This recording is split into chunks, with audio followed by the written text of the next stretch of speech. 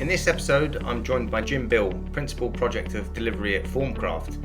We talked about the human side of construction, how workplace design influences team culture, and what it means to lead with intention. Jim shares how he's learned to slow down, listen better, and create space for others to step up and lead. Let's get into it.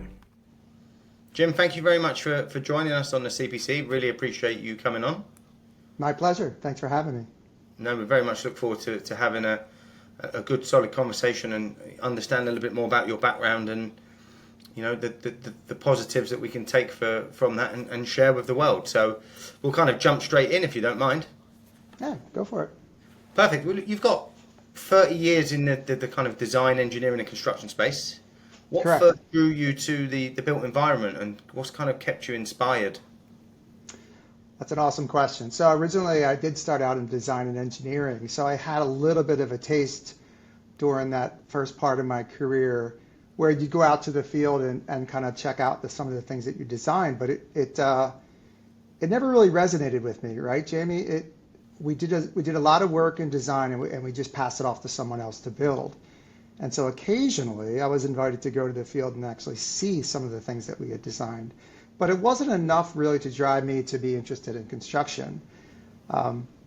What really changed is when I started to get into pharmaceutical work. And I really felt proud about being part of that supply chain. And so now I really had an interest in going to see some of these things actually in place. And so I started to do that more and more with this one project that I was working on out of Boston. And I was so fascinated by being part of that, being part of bringing a therapeutic to the market to be able to help other people. It now became obvious to me that I wasn't really satisfied just putting things on paper, specifying instruments and controls, that I actually wanted to go see what this stuff actually really did. So I pleaded with my superiors and I said, I really need to start seeing why I'm doing this, because I'm only seeing one part of the puzzle, one part of the piece of the whole project delivery. And so they granted that wish, and really what that sparked inside of me was, oh my gosh, it's so much more exciting to be out in the field actually driving real tangible work. And I was, up to that point, I was really happy about being able to be part of that, but I didn't really get a sense for what it meant to actually deliver the project as a whole. So what that actually inspired me to do was one step further. I said, well, that's great. Now I've got this field experience. I understand what I'm designing and why I'm designing it, what the ultimate looks like in the field and actually how it operates. But now I want to go actually work in the industry in which I'm designing for. And so I was a little bit aggressive in my approach with this firm that we were designing for out of Boston. I called the head of the automation part of the company there. And I called him weekly, Jamie. I called him every week and I said, hey, I'm Jim. I'm the guy responsible for your automation system and your controls. And I'd really love to come up there and do a tour of the facility. But more importantly, as you guys are starting up and beginning to expand into the Pennsylvania region, I'd love to be part of your team. Of course, his name was Tony, and Tony would call me back once every month. He'd say, Jim, I got nothing for you. It sounds like a recruitment relationship, that. Yeah, exactly. But I didn't let it go. I was persistent. And looking back on it, I'm kind of surprised Tony didn't just tell me to hit the road, dude. I have nothing for you. You're over the top aggressive. So ultimately, he agreed to have an interview with me, and he flew me up to Cambridge, Massachusetts, and I met with him over dinner. And we discussed the possibilities. They were opening a facility similarly to what they were doing in Boston. We had also done the design work for the Pennsylvania facility. So it kind of made sense. It was only about an hour drive from my house. And ultimately, we made an agreement, and I went to work there directly for a manufacturer. So that's where I started to really feel like a completion about what we were trying to do. Again, I was really happy to be working with the design on paper and transferring it over to someone else to build. And then when I finally saw some of that work in the field in Boston, I said, well, there's got to be more to it. So then I became an end user. And as an end user, a facility that was benefiting from other design professionals and construction professionals, I was like, oh, this is for me. I've got to be around this all the time. I want to be part of what it ultimately turns into. And that lasted for quite a bit of time. And I'd say around 2001, that facility in Pennsylvania, which I ultimately became plant manager before, Jamie, which was really exciting for me. So I had this full circle moment. I went from designing things for this facility to actually managing the facility. So I really got to see the whole life cycle of how this project turns out and ultimately what it turns into. Hmm. But in pharmaceuticals, things change very rapidly, right? As you may or may not know. So that was starting to become a dead end. And the guy that I used to work for in design called me up and said, hey, man, if you're not interested in staying there, why don't you come back and become part of our design build team? Because now that you have this operational experience and you know how to design things, and you also know how to run them and what it's like to manage a facility that we've worked on and built together, this would be really cool for you. So in 2001 is really where I got the bug for construction management, and it was design build, and I've been in design build ever since. Like you say, obviously, it's that passion for something, right, that kind of leads you to where you go. And obviously, look, Formcraft are a design build firm. We've got a massive, strong focus on the workplace environment. Correct. What makes that specifically kind of meaningful to you, the actual workplace? Well, it's very similar to what I experienced when I transferred to pharmaceuticals. I was always, like I said, very proud about being part of that supply chain. Like when I spoke to people outside of work and they asked me what I did for a living, I explained to them where I sat in that life cycle. And I was able to really enthusiastically tell them, as you know, this drug development I was part of. And as if that drug either made it through FDA approval or it didn't, I was sort of glad to talk about my involvement there. And I felt like I was contributing to society in some way, so the wellness of the world, right? And it was obviously idealistic, but I believed it, and I still do. So when it comes to workplace strategy, which we do more here at Formcraft, we don't really do a whole lot of technical pharma work, even though we've done some. It's the same thing, Jamie. You're changing lives in some way, right? By thinking about where people spend most of their time awake, as they spend it at work, Yep. you know, doing their jobs. And so if we can change something about that experience for them, either in the way we design the space or in the manner in which we deliver it, it feels the same way as it did before. We're really contributing to people's wellness. No, agreed. I think that I have actually direct experience. I recruited for a number of years in the design and build market, specifically with what you guys do in the UK for a number of years prior to us going into the States a few years back. So I understand the market relatively well, right? I mean, again, not from a designer or project manager's perspective, but you know, it was the market that I really enjoyed. I thought, you know, seeing spaces come to life. So what would be really great is, I mean, look, a lot of people that will be listening to this won't understand the difference between, you know, integrated design build and the traditional methods. What are the key differences between the two?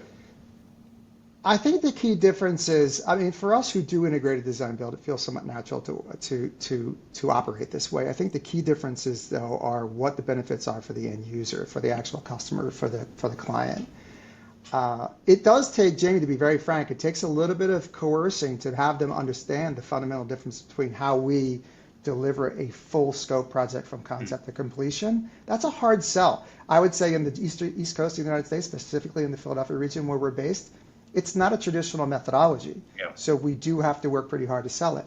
But ultimately, we have to convince them, and ultimately they buy into it, is that this makes their life actually entirely easier. The end result is the same. As a matter of fact, it's probably more cost beneficial for them and more schedule beneficial for them to do it the way integrated design build does. But it takes a little bit of coaxing them away from the traditional methodology, which is design, build.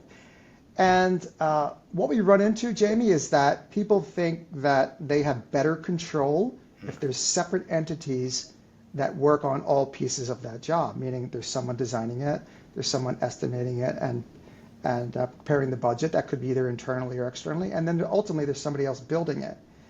And so the common fallacy is that, and you know this as well as anyone else, is that the customer ultimately has no control over that because it's all on one entity, it's one point of contact, and who's really paying attention and who's making sure that everything that we do is above board. But where it really resonates with people is that most of the customers that we work with, the large majority of them, this is not what they do for a living. This is not their core competency. They have businesses to run.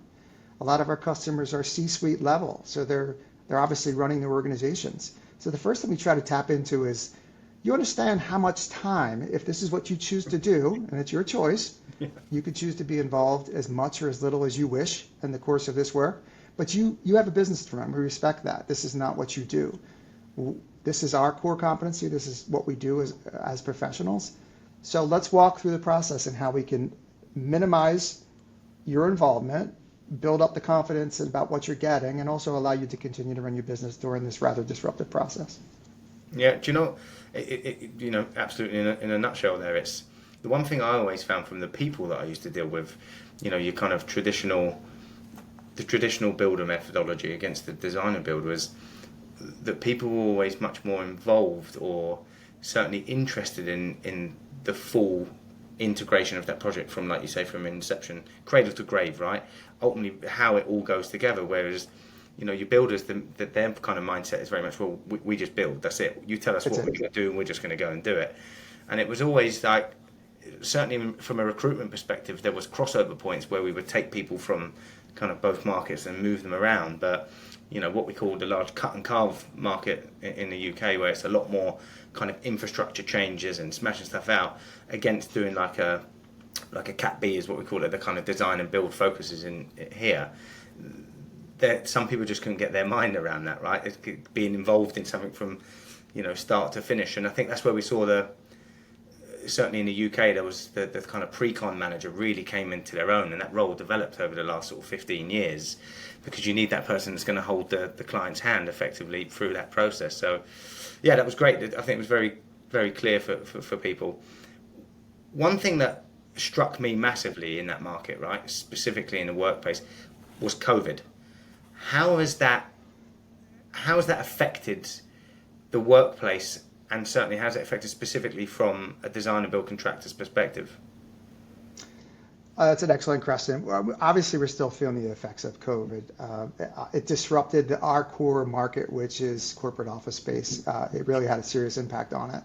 Now, while we were able to weather that, I think a lot of organizations are now looking at how they operate, right? One positive thing that's come out of COVID from my perspective is that remote working is here to stay. I mean, it was always out there, and there were some organizations that were progressive enough to adopt it, but it's definitely here to stay. So what that means is these organizations now have to adopt some kind of hybrid philosophy, right? They're going to have some people working from home and some people not. In some cases, they may be 100% remote, or they may, again, have some hybrid.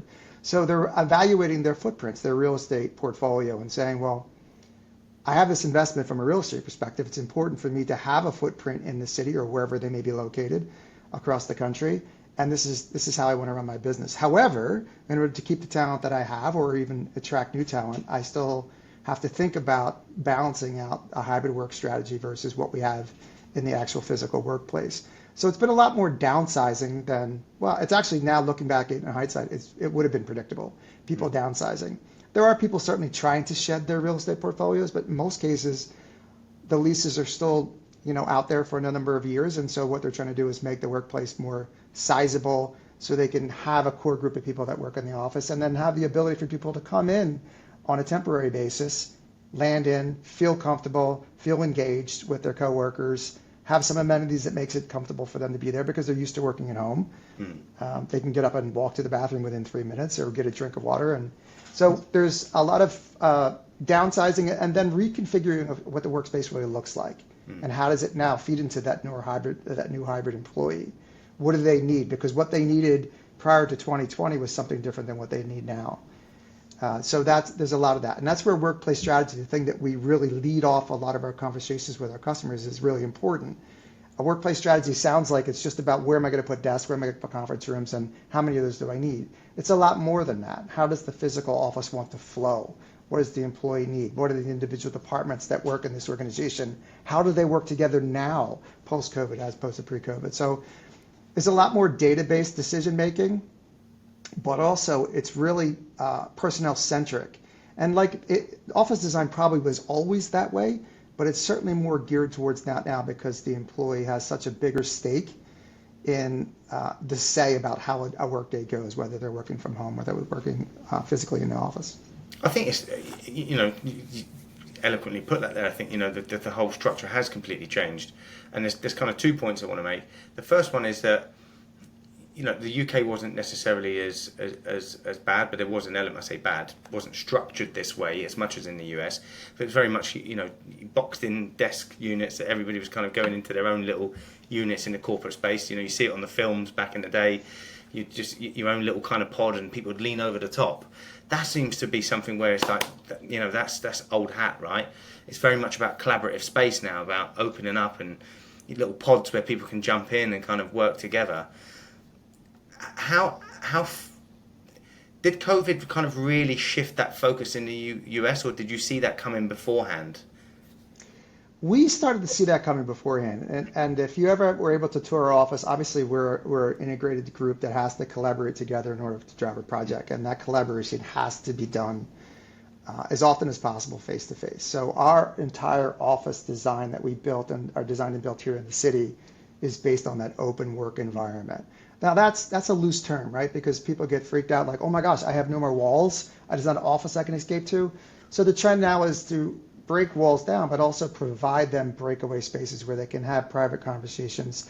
They can have smaller breakout sessions that are not going to disrupt the overall population of the office. So there was a trend going that way anyway, but now it's more driven towards that open collaboration because it actually happens less than it used to, because people aren't working in the office together as a combined unit like they used to. So my feeling is when they do work in the office, and like our company is generally Tuesday through Thursday, and Mondays and Fridays are kind of that day where people choose to work from home. It's convenient that way.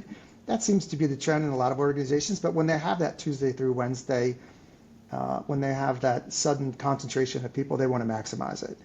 And we've learned a lot about our design process just by the way we work here, Jamie, because we've realized that those ad hoc conversations that you have by those interactions that you didn't plan are where a lot of valuable work actually occurs. And a lot of thoughts and creativity comes out of those conversations. And one thing that we've proven when we're able to provide people those kinds of spaces, whether it's here at Formcraft or any other customer location, is that's valuable no matter where you are or what business you're in, is people drive the business. I know that's so cliche, but the fact of the matter is that's what it is. So without collaboration, without idea sharing, without creativity, you can do that via Zoom, you can do that via Teams, but it's limited. You can't read body language, you can't read facial expressions. A lot of times you just can't. A room gets a vibe. Yeah. When was the last time you were in a Zoom room that had a vibe, right? It happens, but it's not real. It's exactly what it is. It's lacking emotion. It's lacking a lot of the things that human beings need to actually be really interact with one another. No, I couldn't agree with you more. I think, look, obviously as being in the people business, right? For us, it's Right. very much about, driving it, and we get to see these trends change. And I think one trend that we're starting to see specifically here in the UK, I think the US, certainly in the Northeast, hasn't really kind of shaped that way up. But maybe it will. What we've seen is that with people working from home and not necessarily, kind of dial it back, we saw a lot of people pressing to work from home, right? I want this freedom to work from home, and everybody's like, whoa, look at me on LinkedIn, I'm at home, my dog's running around, this is fantastic, the garden, well, this is England, it pisses down with rain a lot, and it's not as great and wonderful as it is at the moment, right? So those depressive months come in where the sun goes down at 3 o'clock in the afternoon and whatnot, and you start to see that mentality shift where people are like, being at home is a little bit more depressing than it used to be.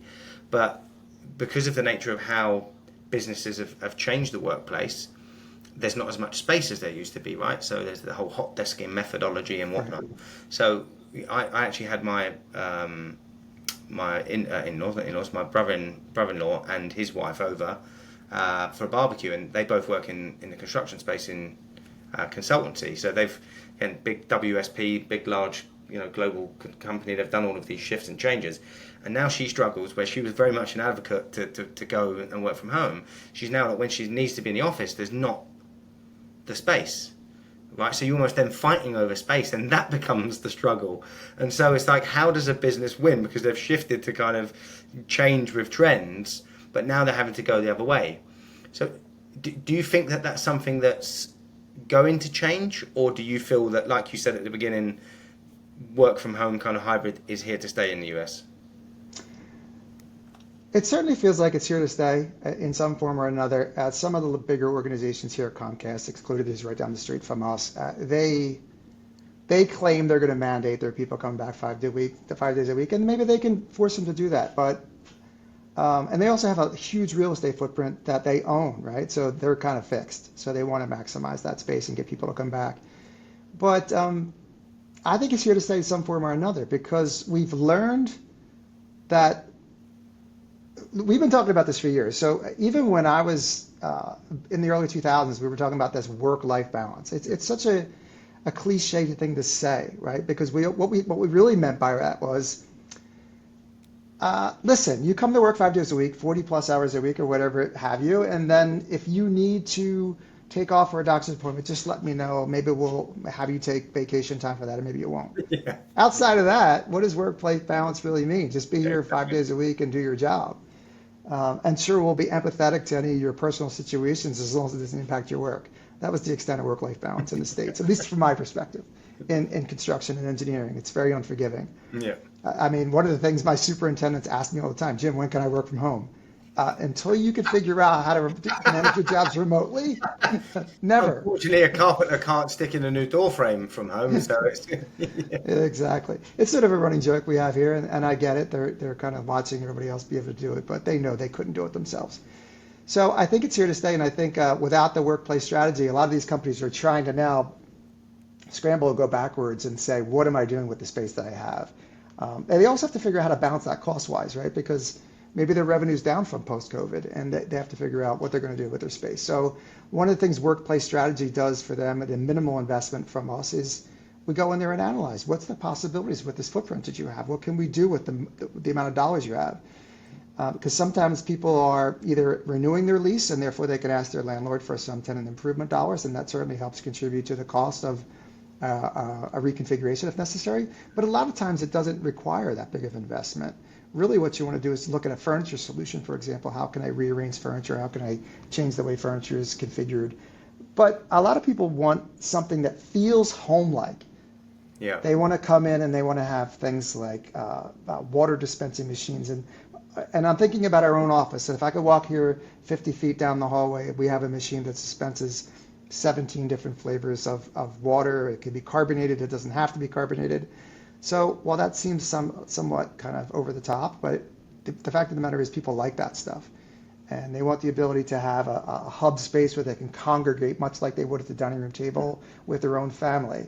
Now, I know some people don't look at their work family as their same personal family, but again, back to the time that you spend here, it's a significant amount of time out of your waking hours throughout a day. So trying to marry that environment that they have at home, but also make it professional, collaborative, feel a little like home, not without the big cushions and the chairs and the furniture and the dogs running around, because that does happen too. It's an interesting time. And our design team really have a really good understanding about what makes that work. And they do dig into the human element. First, they want to understand what the organization really wants. What is your plan for your workforce? So what is your plan to attract new talent? What footprint are we working for? And then we start to think about what the strategy is, again, workplace strategy, and what do they want out of their teams, right? And how's that going to contribute to success in their business in this new world we live in? So it's a fascinating combination of human investigation, what goes on in people's minds now in this new world, trying to marry that up with corporate profits and projections and success, and making both things work and operate simultaneously. I love what they do. I couldn't do what they do, but I'm glad that I get to build the environments that they create.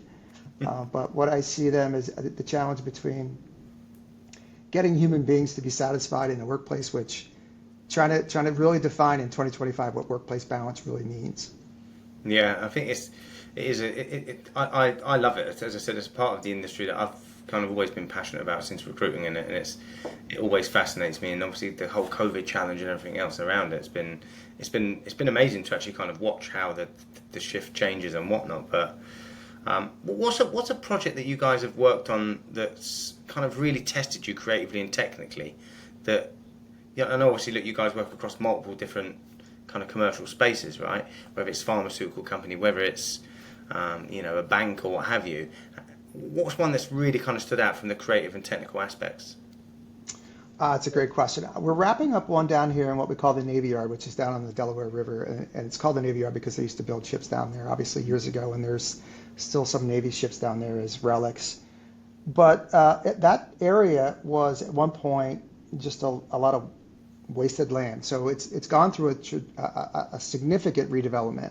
So it attracts pharmaceutical companies, technical companies, corporate companies. It's actually quite an interesting place now to go and see what it was from 20 years ago. So we have a company we're working down there now with, they're called Ghost Robotics. And Ghost Robotics does exactly what you think they are. They create robotics for the use across multiple of industries.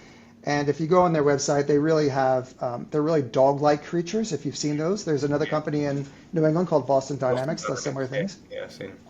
So along the same vein. So there we had to create a space that leaned a little bit more to technical innovation, as well as bringing new employees to a new space and also engaging them in what it's like to be an employee. So companies like that think differently than corporate spaces, even though they're a corporate entity. They're driven by innovation and technology and experimentation. There's a lot of new things they're looking to do every day. So the space had to feel inviting, not overly opulent. Yeah. Some amenities that attracted people, amenities that would likely be attractive to a new student coming out of engineering school, but also be able to take the beating as you imagine robotic dogs would give the space during the testing and design phase. So that one was a little bit of a challenge in terms of what does that look like? I mean, because our design team, if anything, they want to design beautiful looking spaces as well as wonderfully functioning spaces. So that was a combination of two, I think probably challenged them a little bit. And if they're here, they might argue with me, but I saw that in them. Well, look, collaboration is something that we've discussed quite a bit, right? We've discussed the word collaboration, but it seems to be quite, well, seems to be kind of core to what you're trying to push within your own teams, and certainly how you would lead. What are some of the kind of practical ways that you foster trust within your team, but also with the client at the same time? Well, that's a phenomenal question. We like to say that we do our work like we sell it, and we sell our customers that you're going to have a partner. It's not a transaction. Whether that partnership only lasts 6 months or it develops into a strategic account that we do work all over the country for you, which also happens, but we never look at it as a transaction. So, and it's a very intimate thing if you think about it, right? You're going into an organization that you may or may not really understand, and you're learning about them. So they're vulnerable in the sense that they have to open up and tell you some things they probably wouldn't share with maybe even shareholders, so you can understand as a design team initially what is it about them, what makes them work, who are they, what is their personality. And so you immediately gain trust by, our design team does a phenomenal job of being able to get them to open up about who they are. And once someone opens up honestly and that deeply about who they are as an organization, you start to build an inherent bond there. But the way we do it is we engage our pre-construction and our delivery team, my construction team, at the same time as design, because we want our customer to understand that integrated design build is all around having all the parties involved from the beginning. We never want a cold handoff. We don't want to introduce you to our construction PM when it's time to build. We want you to know who he is now, because he's going to be offering advice and wisdom about whether or not this design element is a good idea for the long term, whether it's buildable, whether it's constructible. And frankly, in today's lead times, a concern as they are, can we get it on time? And then with the tariff situation we have going on, as well, is it affordable with what your budget is? So we engage the full team with the customer from the beginning. So I think they suddenly, and to be honest with you, James, sometimes they're a little overwhelmed by, wait a minute, this is just a kickoff call? We have 12 people on there? So we have to convince them that this is your project family. They're all looking out for your best interests, and here's what they do. And get to know who they are, and they'll get to know you, and you'll get to know them. And once we get into the field, which is probably, as you can imagine, the most challenging part of any relationship, that's gonna challenge how you guys how the relationship, how strong it really is, right? Because it's challenging. They already know who the players are. They're already comfortable with them. They already know the names. They've already heard them speak. They know how they think, and they know that every decision that we've made from design through construction in the early design phases is in their best interest. Yeah. So we do that step by step, and it's on purpose, but that's just the natural way we do work as integrated design builders. Makes sense. I mean, the projects that you work across, obviously, like various different, whether it's science, manufacturing, different corporates.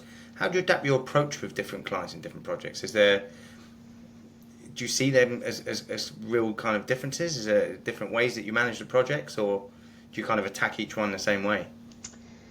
Yeah, we have we if someone would press us, we'd say we have a pretty strict process. But we realize that sometimes, while we have a strict process and we believe in that methodology and as consistency of execution is everything, we do have to fluctuate.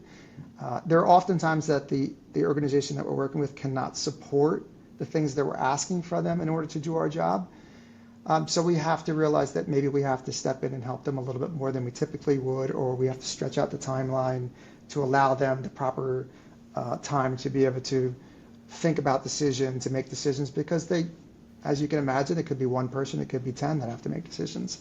So we adjust our methodology slightly that way in order to make the customer most successful in the long run. But also we do sort of have a very strict way we do work internally. We don't deviate from that very often. We accommodate our customers to the best ability possible without changing who we are. But we've proven time and time again, if we change anything about our process even a little bit, it generally, in the long run, that doesn't pay off. And we realize that we did that because maybe we reacted to something a customer said, or we've reacted to a budgetary concern, or we've reacted to a schedule concern. And so we deviated from our normal roadmap, as we call it.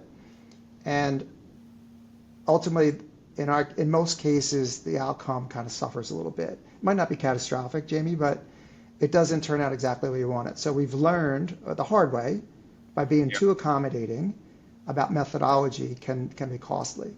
So we kind of guide our customers through it. Well, like, you got to be careful then, haven't you? I guess, like, I don't know if you've ever read James Clear's Atomic Habits. Have you ever read that? So I haven't, but I'll make a note of that. Very, very good book. It's a really, really good book. It's and he basically mentions, he says that, you know, it's all about kind of compounded changes, and it's not about making like a big life change. It's about small things. And there's something that what you were saying about deviating just very slightly, but it has big impacts. He says, you know, if you took a plane that was due to take off from JFK that was kind of pointing in a direction it was going to be going to LA, if you just tweak it by like 1 or 2 degrees, and the time it's going to take to get there, it will actually land more in, say, San Francisco. You know, and it's the destination so much further away from where you want it to go, but you've literally deviated very slightly from your plan. So it kind of got me thinking that you know, as much as people like to believe that you kind of go into each project and completely like, well, this is going to do exactly what the client wants specifically, you have to have those core competencies and structures that you kind of stick to, right? To ensure that, like you said a moment ago, that you don't, I guess, cost yourselves too much money and too much time. Yeah, of course there's the impact on our bottom line, right? But that's not really our primary objective. Our primary objective really is to guide the customer through what's the right thing to do to get to the end goal. And we do have to make compromises at times, and that's understandable. But we take a very strong project management approach from the very beginning. So as you had mentioned earlier, our pre-construction PMs are really the driver of these projects. We don't have a design PM. We have lead designers and architects, and then we have our people in construction. But our pre-construction PM is what drives these projects. They're the ones who sits in between design, construction, and ultimately holds the hand and guides the customer through the entire process. So having those project management structures in place, tried and true ways of doing things is important. And we can be tempted to tilt that plane slightly 2 degrees because our customers, you know, making a lot of noise about schedule, or they figure if we can land in San Francisco, that's going to save us a week. But in reality, we got to turn around and rent a car, and maybe it saves us a couple of days. But really, what does that get you, Mr. Customer? Yeah. So we have those conversations, and we educate them, and we advocate that that's not the best methodology and that's not the best approach. But we also are not rigid enough where we're not willing to listen and make adjustments as necessary. We just don't. we don't swap planes in the middle of the flight. We don't adjust our pilots in the middle of the flight. There's some consistency. Or We jump out. Yeah, exactly. Yeah. Despite how we may feel sometimes, we Yeah, don't want to exactly. jump out. Yeah, Exactly. Parachute and gone. yeah. Something that's, look, construction, with technology and construction is obviously changing, right? It changes everything. But again, knowing that, how much, as much as I know about the kind of D&B space, the whole 3D visualizations and stuff, something that's been, in and around there, the whole CAD drawings, so much stuff kind of goes into the design phase up front. How's that kind of shaped kind of the decisions that you make, and specifically with AI, and how the clients, or how you kind of then get that to work with your clients? Because I know that the whole kind of goggles now that people put on and get to see the space in 3D and walk around it and feel it. How's that kind of changed, and how do you see that changing specifically from a client's perspective going forward with AI? Well, they don't put the pressures of AI on us. I think we internally put the pressures on, because certainly technology is changing rapidly, and Yeah. we have to maintain some edge above our competition. So we've actually this quarter have really started to look at AI possibilities, and it changes so dramatically from week to week. So we have to be careful about not chasing everything down every rabbit hole that we see. But our customers really, most of them, again, Jamie, lack experience. So what they want is some ability to not have to look at 2D drawings, because that's boring and it doesn't really feel anything. So we give them a lot of things that have always existed. We give them renderings and we do fly-throughs, but we haven't found a technology that actually bolts on really well, that gives the customer that walking VR type of experience. It's going to come. It's happening. We're going to monitor it. In the meantime, we continue to look for ways of being more efficient. Using AI for that efficiency and accuracy is important for us as well. Getting through parts of the process, like if we're doing an initial test fit for a customer, they want that quickly. And usually it goes pretty quick, but some of these AI programs promise to do test fits in 24 hours versus the 3 days it takes us. And again, I know we're talking about tipping the plane 2 degrees. 2 days might not mean anything. But if they're looking at a real estate deal, and that 2 days matters whether or not they can negotiate 2 days prior to what they already thought they were going to do, and they can get in front of their landlord and maybe compete for a better TI allowance, then whatever it takes, right? That's what we're trying to do now. So I think it's a lot to keep up with, to be honest with you. And in construction specifically, it's a little bit easier, because some of these things about 3D spaces and 3D imaging have been around for a while. They're proven. The companies like Open Space are really awesome. Using that really is helpful. Matterport is really helpful in order to capture spaces. So those are proven technologies we have to take advantage of. Otherwise, it just wouldn't make sense. We wouldn't be competitive. But in design, it still feels a little bit in its infancy to me. So I think we're not waiting, but we're investigating things carefully and cautiously, and trying to find out what's the best approach that yields the best benefit for not only the customer, but for us as well. No, that makes sense. Like you say, going down a rabbit hole with, AI can be quite, I guess, daunting, stupid, and I think ultimately costly, right? If you go, and people do. I mean, look, Sure. in our industry, AI is kind of starting to push into so many different areas, and just with the basics of ChatGPT, and obviously now they're putting out, I can't remember what their imaging software is, and they've got Coda and all sorts of stuff. It's like you say, it's changing really quickly. I think that the kind of design aspects of it, like I said, will probably be something to look out for, because I can imagine with AI now you can start kind of coding in quite basic instructions. We want to see a building that's got this, that, and the other, and then they can kind of produce it, right? So yeah, I said to my brother, who's a content writer, I said, your job's finished, mate. You're in trouble. Yeah. You need to go and become a plumber. And I think we're going to start seeing a lot more of that. All of these trades that are suffering in the industry, where there's not enough of these people. Soon enough, you're going to have lawyers and content writers and marketeers that are going to come back into the trade. So kind of going from technology to recruitment, right? What's the biggest challenge that you face when you're kind of sourcing professionals, specifically for the design and build market? Because obviously you get a lot of people with that traditional mindset. What's the challenges that you face? Well, it varies from department. For design, I think it it's a change of pace for them. Having construction teams and pre-construction teams kind of looking over your shoulder and saying, yeah, that's beautiful, but that's also not buildable or affordable. Yeah. They eventually hear that, but they're usually done by then, right? So then it becomes a matter of, okay, what are we going to do about it if that's not buildable? So that takes a little bit of use, but once they really understand the pitch and how it could benefit them, they get it. Pre-construction, it kind of makes sense to them completely. You don't really, for pre-construction people, you don't have to explain it to very much. They're like, oh, okay. So I get to estimate things earlier, and I can create more accurate budgets, and I can actually have iterate budget updates throughout the process. Awesome. I've always wanted that, right? So if I make a mistake on budget 1, I can correct it on budget 6. Yeah, potentially, right? But so in my group with the construction team, I have a mixed bag of people that have design build experience, but most of them are from design bid build and large general contractors, which I'm okay with. And they come here and they say very often the same thing. Well, this is awesome.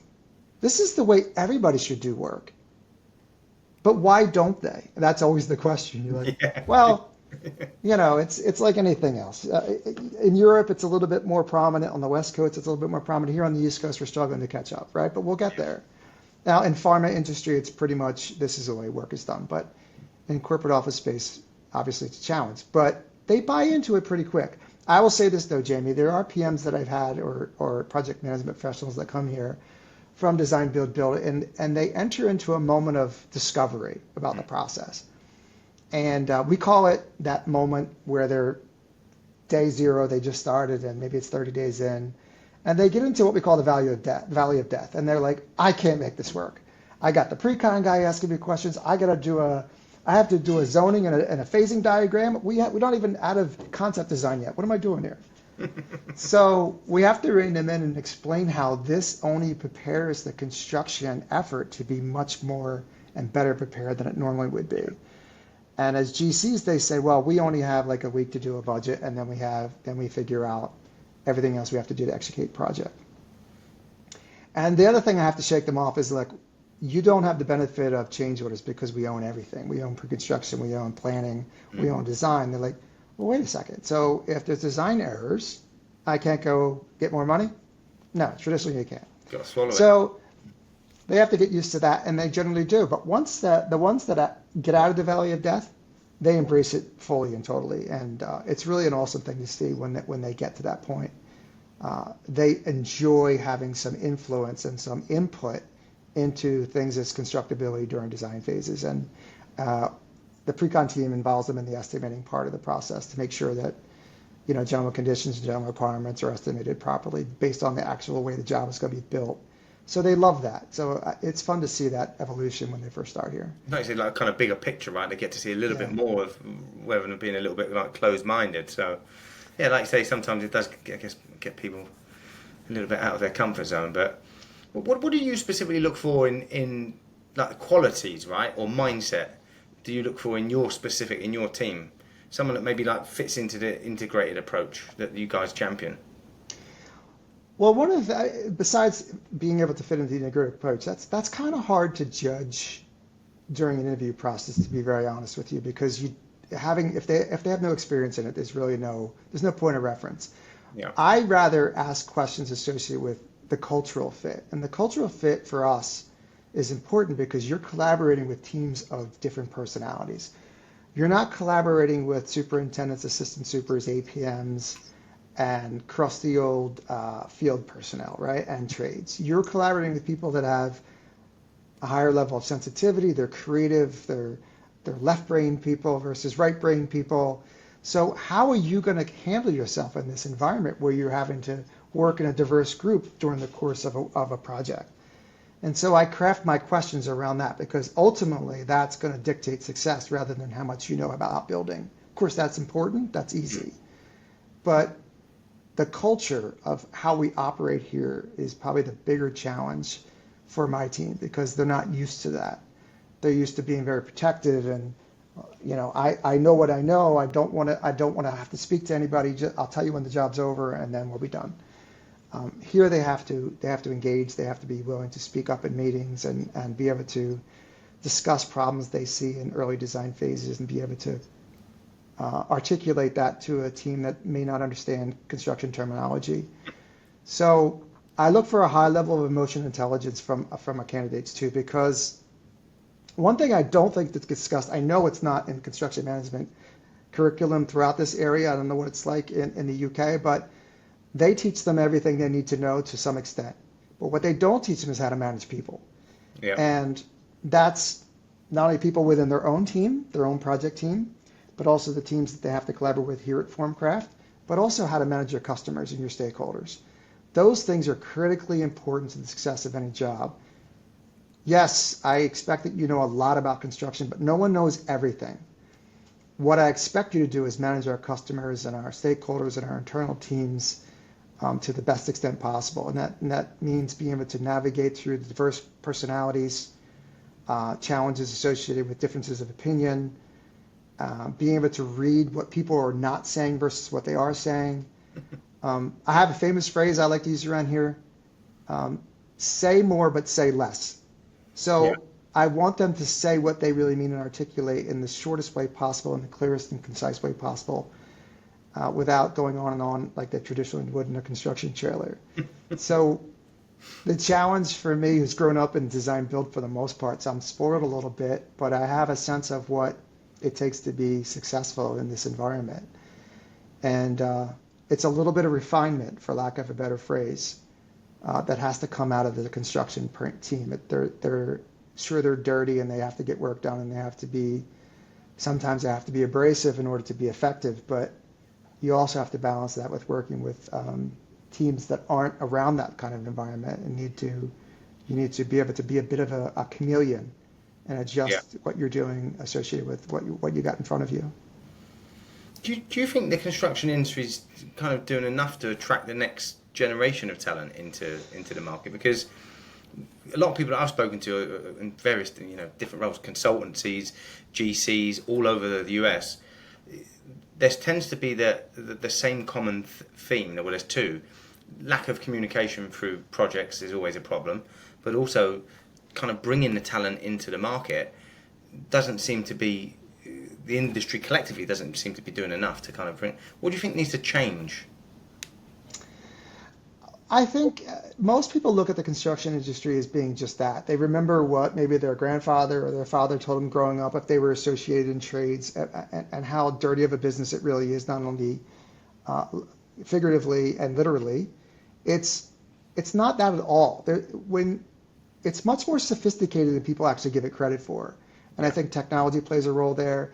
Certainly there's the generation still in this business that has that mentality. But what I see out of some of the APMs that we have here, that they're college educated, they're a little bit more refined, they just need experience. And I think that's a good thing. And I think that's the place where we have to go. Is the construction management programs that they have at most of the major universities around here is a good start, because you're refining these gentlemen and ladies the right way. You're giving them the technical skills, but you're also making them work really hard to get through that program. Because typically in early days when I was learning this business, that's not the way that was done. You grew up in this business, you started in the trades, and then you worked your way into the trailer, and now you're a project manager. So you never really got your legs out of the dirt, so to speak, and be able to operate within the project management function as polished as you need to be. You could, as long as you're effective and you knew how to drive a schedule and you knew how to build things, you could be as abrasive, as inarticulate as you needed to be.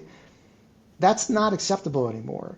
To be able to communicate in a professional manner, to be able to write in a professional manner, to be able to articulate your thoughts and to various types of people, not only in the trailer but also the customers that we deal with, which are C-suite level most often. That's important, and that's where I see we need to continue to drive. Certainly, there are always going to be the people that pull themselves up from the bottom of this business to the top, and I respect that. I still do.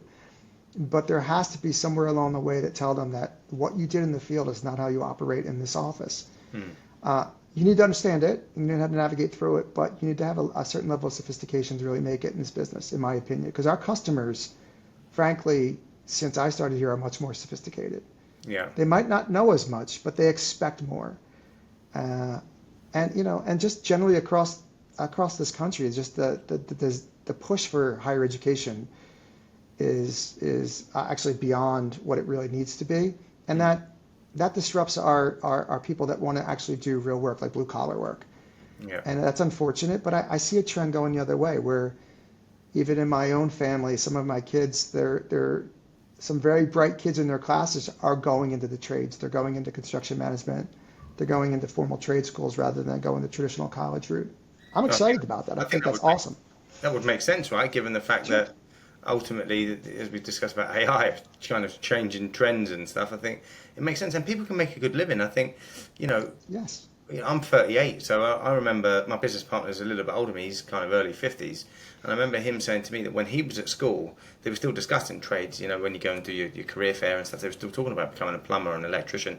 I remember, because again, when I was at school, computers became a big thing, and we were kind of, when I got to university, it was the first phase of social media. I remember Facebook first dropped, everyone was like, wow. So we were always kind of pushed into that, and it was never discussed. And I think that trend's continued to happen for probably the last 20, 25 years, probably at least.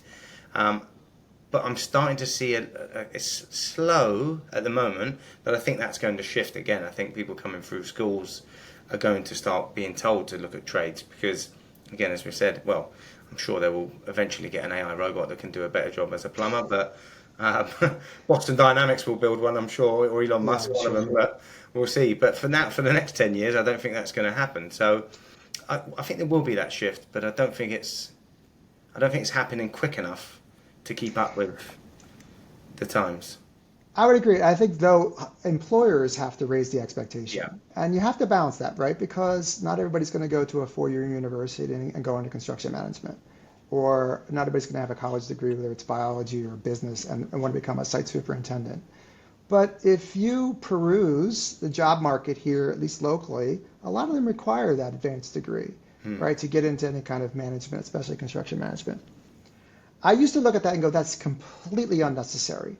But now that I'm in this position to actually have to recruit and hire and retain people, I get it, because there's certain things that you learn at university that you would not learn in the streets. And I know that sounds a little bit elitist, and that's not really where I'm coming from. I agree with you. I mean, I come from a very rough background, but I was the only person in my family that went to university originally. A couple have since, but I get it. I say that with my own business, right? In sales, you can get somebody off the street and train them to do a sales job because, let's be honest, it's about having the patter, as they say in sales, but the gift of the gab, so to speak. But you then still be able to speak to people on a level you don't get that. And the guys that we've had in the business that come from that degree background, they're just able to think a bit bigger, a little bit clearer, a little bit more professionally.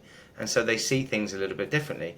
And whilst they may not be the most successful in terms of making money as a salesperson, in terms of going through that management approach to be able to actually lead groups of people, I don't say it's a necessity because you always get someone that breaks the mold, but there is quite a heavy focus on that, I think. And we've seen that within our own business that it doesn't work to promote kind of somebody that's gone through the recruitment phase, becoming a team leader, and suddenly that person's going to be the CEO. It just doesn't always happen. That's I guess it's an exception, not the rule. Well, what seems to be acceptable, and I'll speak a little bit about what I know about, and I don't ever want to speak poorly about competitors, but a lot of general contractors, it's a grind working for general contractors. The margins are low, and that's fine. Their business model is what it is, but a lot of my guys that come from those larger GCs are really, when they finally sink in here, when they finally get acclimated, they're really appreciative of what we're trying to do here, and we want them to lead people, inspire people, because that's their job, right? Yes, we want them to build things successfully and profitably, but at the end of the day, arguably more important is, did you lead your team? Did you inspire your team? Are you training? Are you mentoring our APMs to be better, to ultimately be what they want to be? How are you working with your site superintendent? Are you also mentoring them? Are you fostering collaboration all the way through the end? Having listen to their war stories from their local GCs, it doesn't seem like that really is important. What matters is grinding the job through and getting it done as quickly as possible. And it doesn't matter if there are casualties with humans and they fall off and relationships are broken or bridges are burnt, then who cares? I don't see how that's a long-term sustainable solution. Really, I don't. Maybe it's a difference between integrated design build or design build and not design build. I don't know. I don't really give it that much thought. But to me, because collaboration is such an important part of what we do, it's the cornerstone of how we're successful. I need people to adopt that philosophy. And Jamie, one of the things I say often around here, and it doesn't always make my project management staff happy, is the site superintendents are the most important employee we have in this organization. Jim, why do you say that? Well, I say that because they spend more time with our customers than we ever will. They spend more time having the ability to influence and drive things that actually are tangible outcomes of success. That's quality of work, that's schedule, that's cleanliness of the job site, that's a relationship with our subcontractors with whom we cannot do this work at all. So I always promote that when they come in and I'm hiring supers. I try to tell them, I said, this is not just you in the field. We put you out there for 6 months, you're on the island, we forget about you. We have to realize you're the conduit to everything. You have the ability to make or break this job, not only because you're either going to do your job or you're not, but how successful you're establishing this relationship with our customer, who we may get repeat business from or we may not, but more importantly, we're going to get a reference from. It is extraordinarily critical that our communication abilities from all team members and the interactions and the contacts time that they have with our stakeholders is at the utmost level of professionalism. And again, I know that's probably a lot to ask, but we don't let up on that requirement because maybe everything in the project doesn't go well. Look, it's construction. It doesn't ever go perfectly. But what we want at the end of the day is a customer to look back and go, yeah, we got through that together. We got that through that professionally.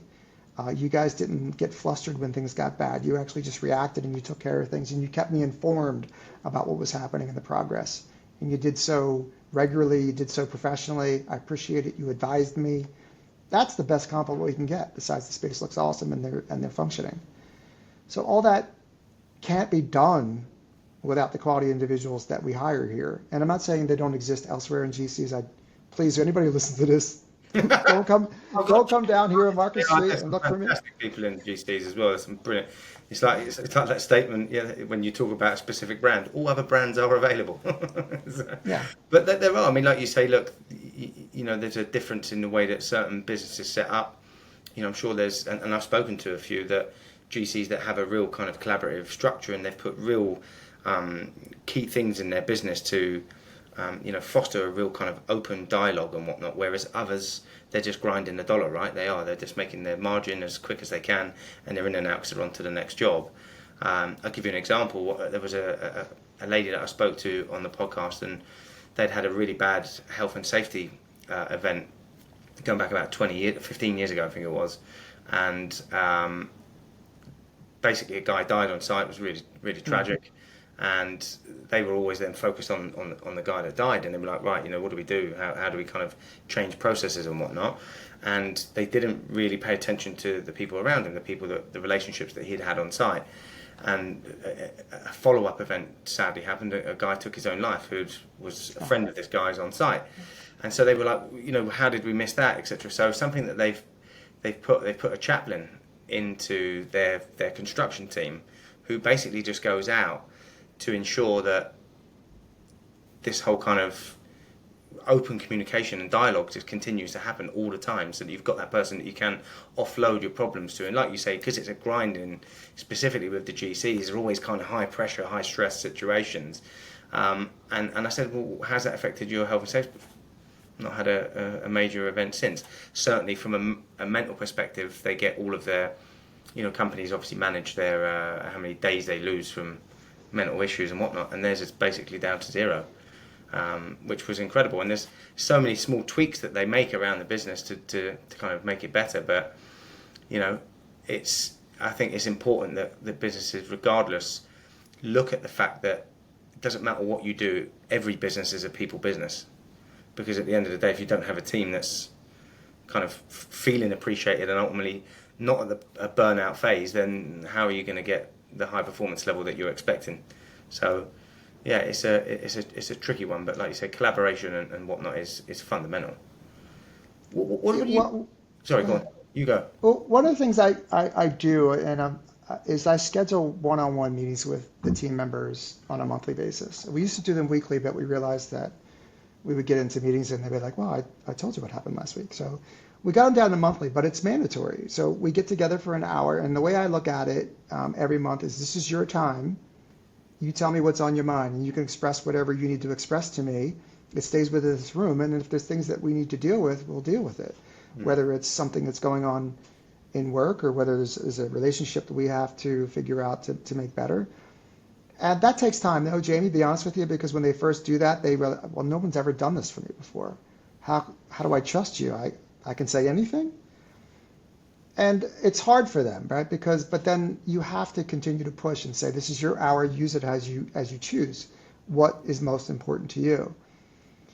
But the important part about that is that I want them to be able to talk about things that they don't feel comfortable talking about with anybody else. And also, once a week, the entire group of mine gets together for a meeting we call an L10, and that's called level 10. So we have a very strict agenda, but one of the most important parts of the meeting is you spend at least 30 minutes talking about issues. Now, what does that mean? An issue could be anything that someone brings to the table.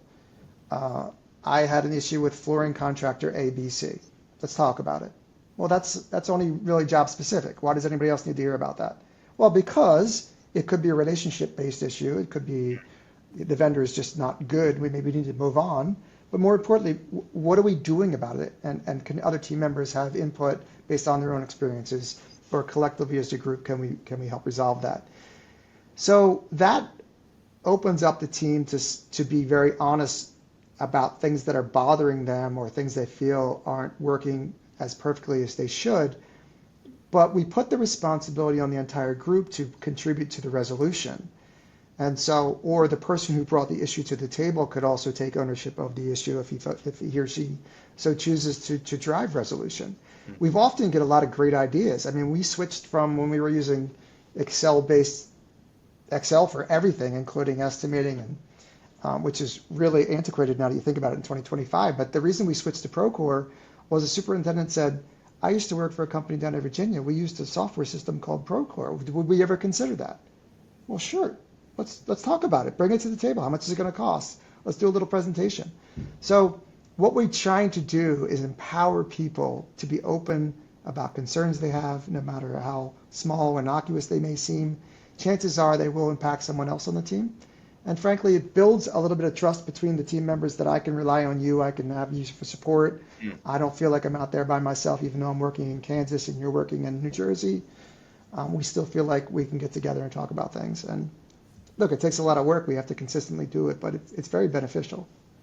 And relationships are built over a period of time, right? And it's not something that's going to click immediately. So, it's good to hear that, because I think there's a kind of mentality in construction that it's almost just just get on with it type of mentality. And I think this whole kind of what's it, about 86% in the US is men in construction. It's very much this kind of like male dominated bravado kind of macho kind of situation. And I think being able to kind of just bring issues, like you said, it's that first moment when you sit down with a counsellor or something, or a therapist, and they ask you a question. It's that kind of like, oh, do I open up here? I'm not sure what I should be doing.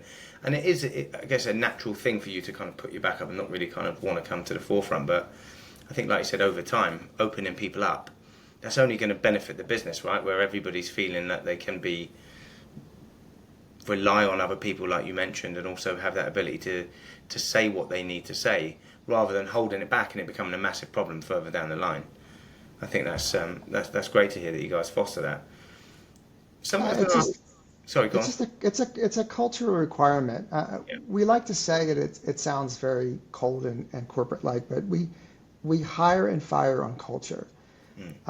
I've certainly had a number of highly qualified PMs come through the organization with outstanding resumes, but ultimately they couldn't fit here culturally. They could never really adopt that way of thinking about being open and transparent and candid. and giving someone else constructive criticism in a professional manner about things that they should improve upon. Yeah. I ask that for them to give that to me too. As a leader, what am I not giving you to be successful? But you can't ask that question if you're not willing to hear the answer.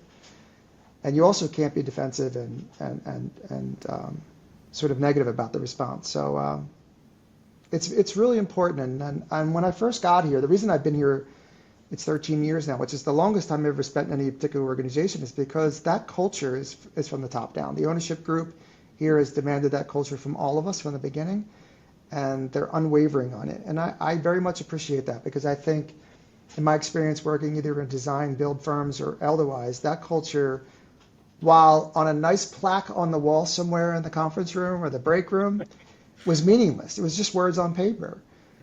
So I very much enjoy that here, and I very much enjoy pushing that culture through to my department, because it's so beneficial, right? We can't do this without each other. And again, I know it sounds so cliched. I'm probably going to listen to this recording and go, oh my gosh, did I actually say that? Yeah, I did, because I actually mean it. I mean, it actually, I can cite dozens and dozens of examples just recently where that's been successful, because we're able to be honest with one another about shortfalls and things that need to be improved, as well as pat each other on the back when things are going well. I couldn't agree more. It's something that's actually we do have in our boardroom, we've got a big kind of statement, our why, our mission, etc. And they're things that we put in there specifically because we interview in there and we want people to see it. But we do live that same mentality. We basically, it's about anybody that becomes part of the Just Construction family, whether it's suppliers, what have you, that we look after each other. That's the whole point, that we look out for each other. And I think at the beginning, when we've had people come from other recruitment businesses and whatnot, that they're quite insular with their thoughts and their feelings. They don't really kind of get involved in things, so they're not forthcoming with issues or whatnot, whether it's personal or whatnot. And over time, you start seeing that people kind of, having seen it with others, that, all right, this is how it works here, and they're a little bit more forthcoming with some issues. We had a guy that worked with us for a while, long time, that was struggling with kind of health issues, right? And wasn't really kind of forthcoming with it or whatnot. And although the culture is what it is, and you're kind of able to, we've got an open door policy, he struggled for a while, but eventually, when he came to us, we were like, look, okay, we've been seeing this problem, but we were waiting for you to approach us rather than the other way around. And then you end up putting him on a health sabbatical, go and look after yourself, we'll pay you, don't worry, you kind of deal. And other people look at that and they're like, wow, that's amazing. So therefore they start coming forward, and they start, hold on, let's not everybody come forward with the same problems. Yeah. But it does give you that cultural kind of feeling that we are all in the trenches together, and we will go to bat for each other. And it's what businesses, I guess, made of when you're successful. It's not just about the money that you make, it's about the team that you build, right? Something I was going to ask you more on a personal level. Outside of work, you've got a real passion for music, right? Playing the guitar. Right. Yeah. Have you played anywhere, kind of any kind of major events, or you see yourself as a Jimi Hendrix? How does it? What's your style? That's a great question. Any major events? No. I mean, I've been doing it since high school. It's been a long time. It's been a number of decades. It's just something that I really probably, in hindsight, Jamie, do for myself. But most recently, I have a friend that he has a very large family and he lives very close to me, and they put together like a little Woodstock thing. They actually name it after their own last name, and they're always putting together these little presentations of these little performances. So we just did one about a month ago, and it was all acoustic. And I look forward to those smaller, more intimate events because I haven't had a whole lot of experience performing under a lot of people. So it's usually family parties, it's graduations or some other celebration like this particular one. And then I go off into my little hole and I do my thing privately. I just like to decompress. It's something I just like to challenge myself. As far as what kind of music, it runs all over the place, but I'm very guitar driven, obviously. So anything, Hendrix, associated Led Zeppelin, on and on, anything that's driven really and carried by the guitar, I gravitate towards. But lately, my kids, for some reason, I don't know what it's like in the UK, but country music or some genre of country music, I don't know what they really call it nowadays in the States. It's huge here. The kids, and you know what? The chord progressions, the melodies, actually really fun to learn and play with. And I kind of learned to respect it, despite the fact that I always thought country growing up was a little bit like, oh, that's not really for anybody from the Northeast. But the reality of it is, music's music. It's basically 3 to 4 chords, and there's a melody, and there's some lyrics, and that's it. Oh, But I remember seeing Dolly Parton at Glastonbury. I was like, yes, this is what it's all about. Too many beers and dancing away to Dolly. It was superb.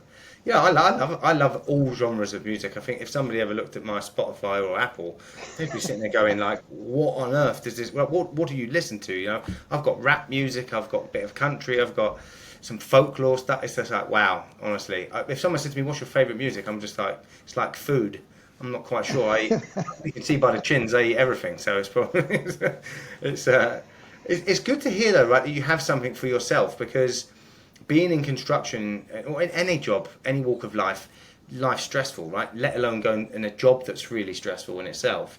So to have that thing, is that something that you would kind of encourage anybody to have? Just that's something for yourself, the way you can just go away, decompress your mind, and slap the bass or do a little bit of the old guitar, play the drums or whatever it will be. I do a lot more air guitar than I actually do real guitar, Jamie, by the way. As I was reminded this past weekend, like, by the way, my father-in-law doesn't really understand why you play so much air guitar. I said, because it's a dying art and somebody needs to continue it, right? So, no, I definitely agree. Not sounding like the therapist at all. Everybody's got to have an outlet. Yeah. And whatever that may be, as long as it's not detrimental to your health or others. But even I think so. I think that's the other thing I try to relate to the team here. Like, what are the things you're interested? We asked that interview question actually quite a lot, Jamie. It's like, oh, that's cool. Well, I got your resume. What are the things you like to do when you're not at work? And so it gives me a little bit of insight of what kind of people they are. Now, I generally don't make decisions on hiring on those answers alone, but it starts the conversation in the event that they are hired that we can build upon later on. But certainly, this is a stressful job. There's a lot of pressure associated with what we do, especially in the construction business. So they need outlets. They need ways to kind of unwind away from their team. We do things here where we try to have like little happy hours, because we have an area in our office which has a couple of taps for beers, and there's liquor here. Obviously, it would be tempting for people to drink during the day, but they don't. But like 4 o'clock rolls around here and we just kind of go gravitate over there and just start sharing personal stories. It's kind of fun. It gives you. We're the same. We've got a bar in our office. We love it. I think it's pool table, darts board, and and it's people always. I see things on LinkedIn all the time. Oh, yeah, that's not attractive to people, and it's not. We're not trying to sell it as that. It's just a decompression area. People can just cheers, have a beer, and have a bit of fun and enjoy the moment, right? Because, like you say, work's hard and life's tough. Why not kind of just cheers to a beer and just enjoy yourself a little bit? Yeah, I'm not asking you to invite me over to your house for a party. We may or may not get Well, I might. We'll see how this drink's go. But we'll have this drink in the confines of our safe work environment, and we'll share some personal stories and laugh a little bit, and then we'll go back to our normal lives. But yeah, that guitar playing, and now I've kind of ventured into piano a little bit because I've always wished I could play it, and then now that I'm sort of teaching myself, because I don't want to go take lessons, Jamie. It seems a little bit rigid, and I learned guitar playing on my own by ear, so I'm thinking I could do the same thing piano. But now I'm realizing how simple and what a good basic instrument that would have been to learn years ago. So it's a whole level of. I took my wife. Well, I said I took my wife.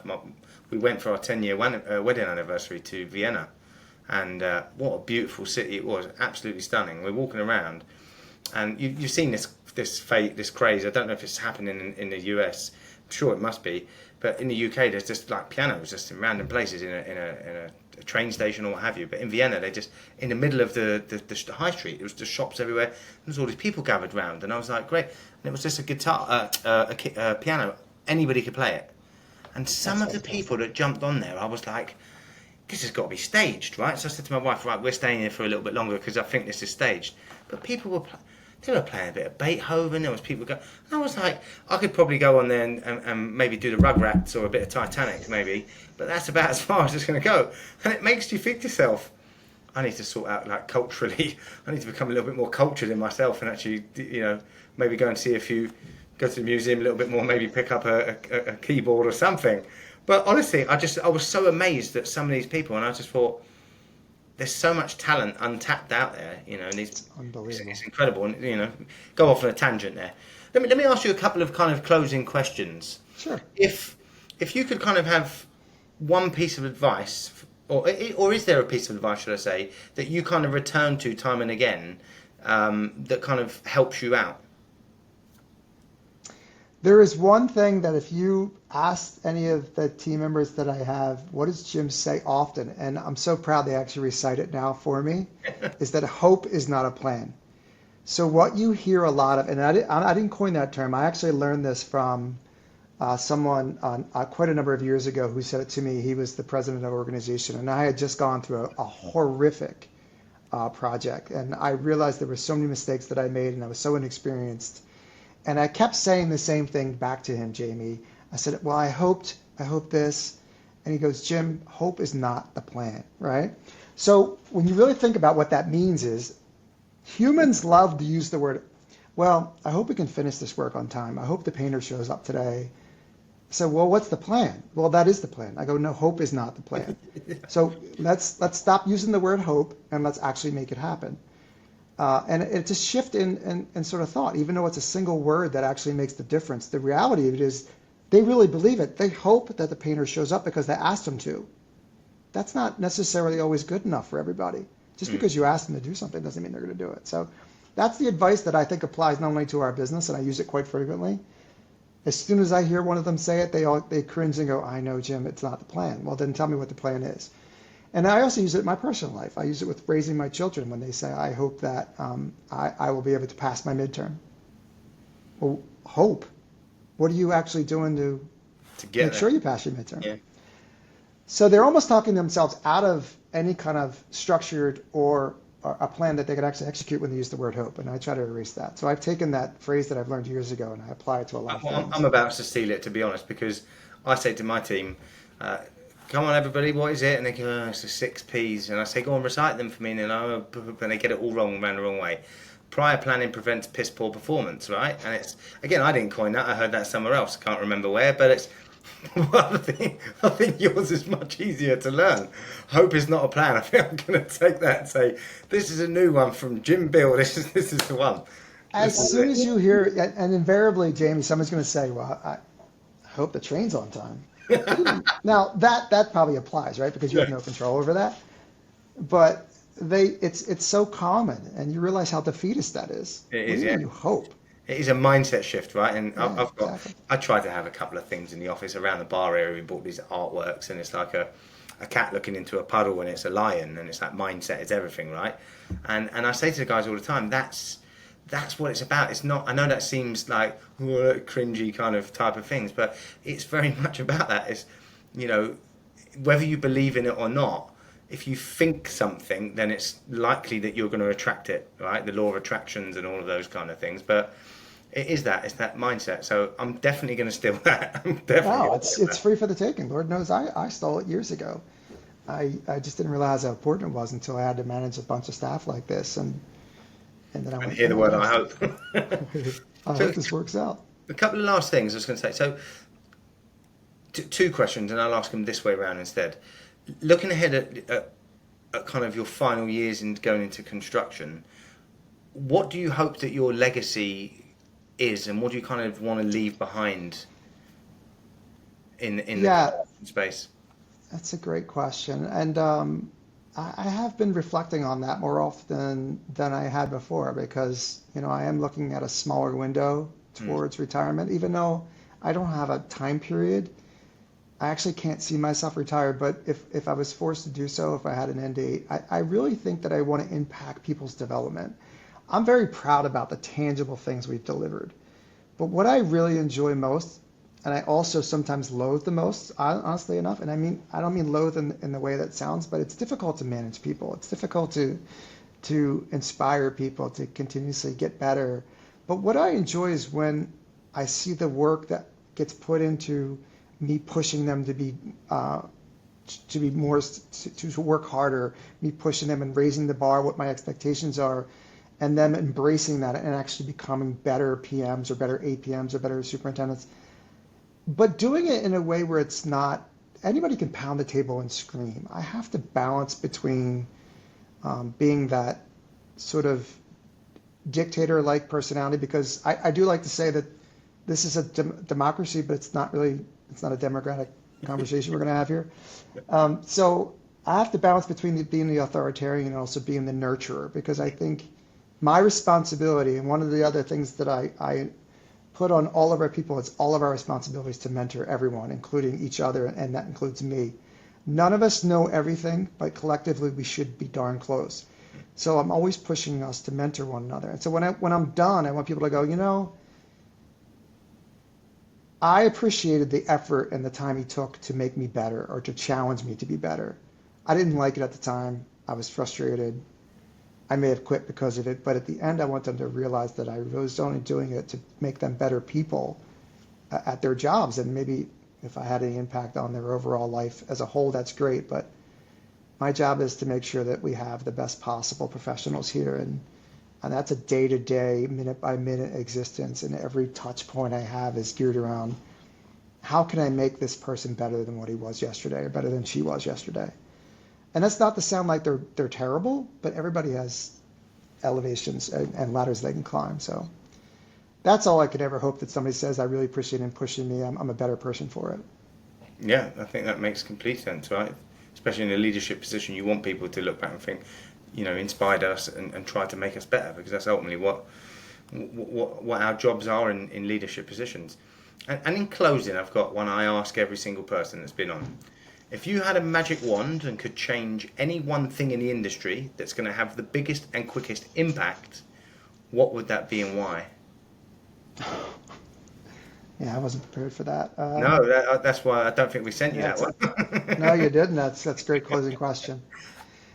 Obviously, selfishly, I can't have two answers, but I would certainly like that the industry's acceptance of integrated design build to be more at a higher rate. I truly believe, from my experience of doing this for 25 plus years, is that this definitely benefits the end user, the customer more, this methodology. I would literally just say, forget what you understand about integrated design build and what the traditional model has taught you about what we do and how we do it, and just keep your mind open. That's kind of a selfish answer, but I think that's the thing that has been driving me the craziest all these years, is it's still difficult to sell that. Because there's always somebody tapping them on the shoulder and going, that's not entirely true. You can't have the fox watching the hen house. That doesn't work. So I would change that. And then if I was given another magic wand, Jamie, I would simply, I would like the industry to sort of, upon what we talked about before, is I'd like a lot more of the younger generation to be more involved in trades and more involved in this business.